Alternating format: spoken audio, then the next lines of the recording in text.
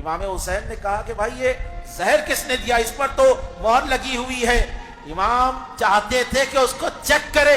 امام حسن نے وہ کوزے کو، سرائی کو زمین پر پھینکا، سرائی پھٹی۔ اس زہر کا عالم یہ تھا غالین جل گئی اور زمین کے اندر شگاف ہو گئے، زمین کے اندر شگاف گڑے پڑ گئے۔ ایسا زہر امام حسن کو دیا گیا، اب الٹیاں ہو رہی ہے، اتڑیاں کٹ کٹ کر خون کے ساتھ باہر آ رہی، کلیجے کے ٹکڑے کٹ کٹ کر جو ہے باہر آتے جا رہے ہیں۔ یہ رسول اللہ کے نواسے کے ساتھ، یہ اجر رسالت امت دے رہی ہے اپنے نبی کے نواسے کو۔ یہ اجر رسالت نانا کے شہر میں کندھوں میں بیٹھنے والے حسن کو زہر دیا۔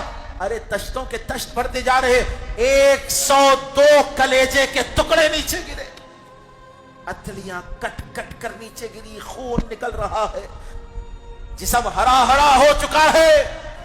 امام حسن مجتبیٰ نے کہا کہ بھائی میں انتقال کر جاؤں گا، میری شہادت ہو جائے گی، مجھے میرے نانا کے بازو میں دفنا دینا، مجھے میرے نانا کے بازو میں گنبد خضرا کے اندر مجھے دفنانا، یہ میری وصیت ہے، دفنا دینا مجھے وہاں پر۔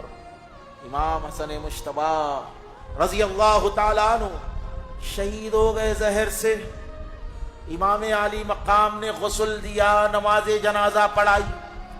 اب جنازہ لے کر جب ہزاروں کا مجمع نکلا امام حسن کا اللہ کے نبی علیہ السلام کے بازو دفنانے کے لیے، تو مروان بن حکم اور اس کا لشکر آ کر کھڑا ہو گیا، بولے یہاں پہ تم نہیں دفنا سکتے، یہ بنو امیہ کے خبیث لوگ، یہ ممبروں پر گالیاں دینے والے، یہ اہل بیت سے دشمنی کرنے والے، یہ مروان جس کو اللہ کے نبی نے مدینے سے باہر کر دیا تھا، یہ مروان جس کو میرے آقا نے کہا تھا یہ بھی لعنتی ہے، اس کا باپ بھی لعنتی ہے، وہ مروان امام حسن کے جنازے کو روکنا چاہا، لوگوں کی بھیڑ آگے آ رہی ہے، آخری میں تلواریں نکل گئی، تیر نکالے اور اس لشکر پر یعنی جنازے کے اوپر تیر چلا دیے، یہاں تک کہ امام حسن کے جنازے پر لوگ پتھر مارنے لگے۔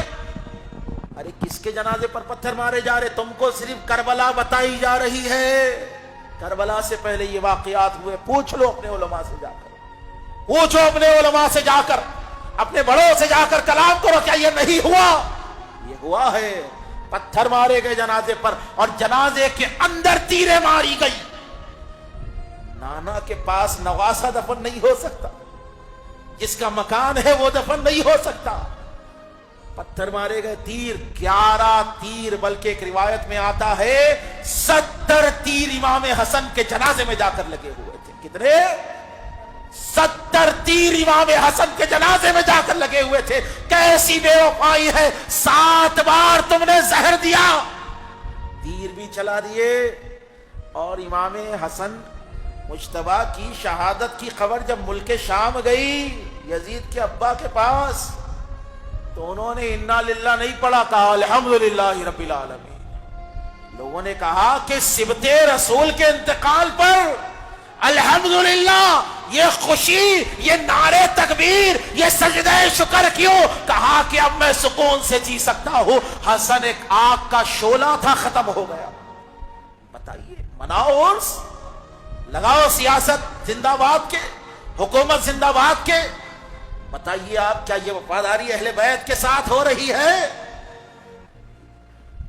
جو صلح نامہ ہوا تھا، بات آخری کر رہا ہوں، امام حسن اور معاویہ بن ابی سفیان کے بیچ میں جو صلح نامہ لکھا گیا تھا، شرط یہی تھی کہ میرے بابا کو ممبر سے گالیاں نہ دی جائے، دوسری شرط یہ تھی کہ تم اللہ اور اس کے رسول سے ڈرو گے، شریعت پر عمل کرو گے، تیسری شرط یہ تھی کہ تمہارے انتقال کے بعد حکومت ہم اہل بیت کے اندر آ جائے گی، میرے پاس آ جائے گی۔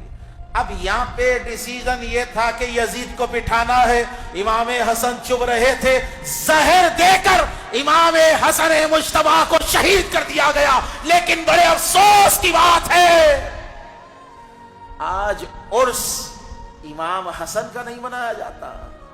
یہ بنو امیہ کے جو سازشیں چلی ہے 100 سال تک، آج نہیں، بچانا کس کو ہے؟